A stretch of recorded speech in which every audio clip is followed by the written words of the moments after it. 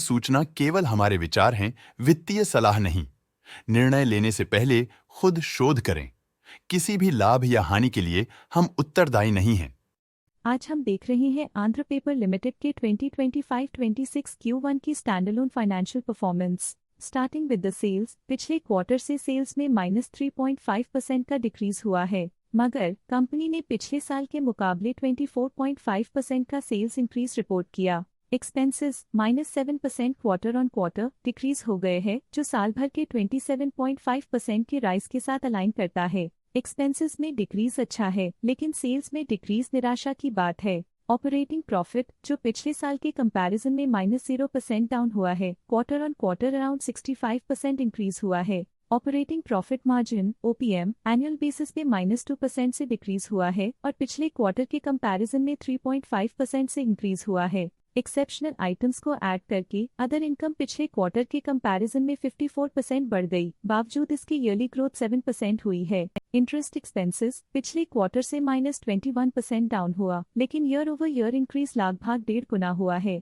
Depreciation cost में 5.5% का climb देखने को मिला और ईयरली बेसिस पे 24.5% का इंक्रीज देखा गया। Profit before tax annually -19% decrease हुआ, लेकिन प्रोसीडिंग क्वार्टर से लगभग 3.5 गुना बढ़ा है। इस साल कंपनी ने 23% टैक्स पे किया और क्वार्टरली कंपनी ने 27% टैक्स पे किया है। नेट प्रॉफिट ने ईयर ऑन ईयर -23% का डिक्लाइन दिखाया, लेकिन लास्ट क्वार्टर से लगभग 1.5 गुना का इंक्रीज हुआ है। इस क्वार्टर में कंपनी का परफॉर्मेंस काफी अच्छा रहा। वहीं अगर एनुअल एनालिसिस की बात करें तो साल के दौरान कंपनी का परफॉर्मेंस अच्छा नहीं रहा। नेगेटिव नेट प्रॉफिट का मतलब है कि कंपनी प्रॉफिट के कंपैरिजन में नुकसान उठा रही है। अर्निंग्स पर शेयर EPS में ईयरली -23% का डिक्रीज देखा गया। साथ ही क्वार्टरली में EPS की अप्रॉक्स 2.5 गुना की बढ़ोतरी हुई, जो कंपनी की शानदार परफॉर्मेंस को दिखाता है। इस क्वार्टर में कंपनी का EPS काफी अच्छा रहा।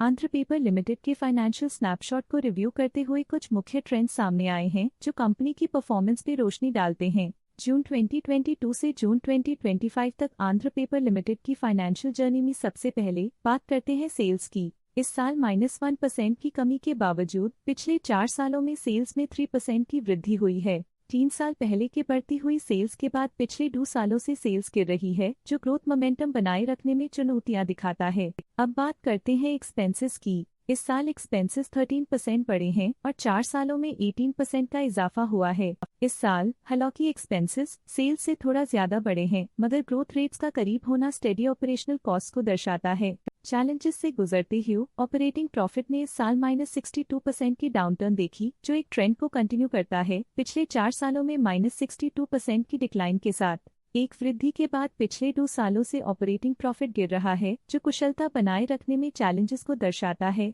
कठिन दौर से गुजरते हुए नेट प्रॉफिट में इस साल -67% की गिरावट आई है, जो पिछले 4 सालों में -58.5% की गिरावट के साथ चुनौती पेश करता है। पिछले 2 सालों से नेट प्रॉफिट में गिरावट आई है, जो ऑपरेशनल चैलेंजेस या मार्केट कंडीशंस पर चिंता बढ़ा सकती है। EPS के लिए रास्ता कठिन रहा है। इस साल EPS -70% डिक्रीज हुआ और पिछले 4 सालों में कुल मिलाकर -62.5% की गिरावट हुई है। एक इजाफे के बाद पिछले 2 सालों में EPS गिर रहा है, जो कुछ चैलेंजेस को दर्शाता है जिन्हें स्ट्रेटेजिक रिव्यू की जरूरत है।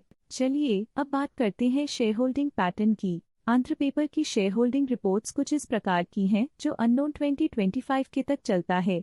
ये रिपोर्ट कंपनी के शेयर्स की डिटेल्ड जानकारी देता है, जिसमें promoters, promoter groups, foreign investors, public investors और सरकारी एंटिटीज शामिल हैं।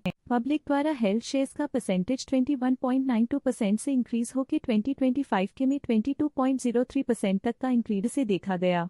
ये चेंजेस स्टेट है कि पब्लिक की इन्वेस्टमेंट कंपनी में क्वार्टर टू क्वार्टर इंक्रीज हुई है। जब कंपनी के शेयर्स का अधिकतम हिस्सा प्रमोटर्स, FII, DII या गवर्नमेंट के पास होता है, तब ये माना जाता है कि कंपनी मजबूत हाथों में है, जो स्थिरता और मजबूत समर्थन को दर्शाता है और इस मार्केट की स्थिरता बनी रहती है। DII, डोमेस्टिक इंस्टीट्यूशनल इन्वेस्टर्स, ने अपना शेयर होल्डिंग 2025 में 4.67% से 2025 में 4.68% तक इंक्रीज किया।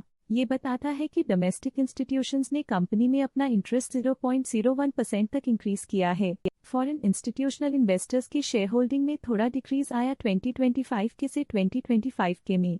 जो दिखाता है कि फॉरेन इंस्टीट्यूशंस ने अपने स्टेक को क्वार्टर टू क्वार्टर -0.12 से डिक्रीज किया है, जिसे पता चलता है कि उन्होंने अपनी इन्वेस्टमेंट्स को पुल बैक किया है। ये था कंपनी का करंट शेयर होल्डिंग पैटर्न। आज के लिए फाइनेंशियल सेक्टर में इतना ही। देखने के लिए धन्यवाद। स्टॉक लेटेस्ट न्यूज अपडेट के लिए चैनल को सब्सक्राइब करें और वीडियो को लाइक एंड शेयर करें।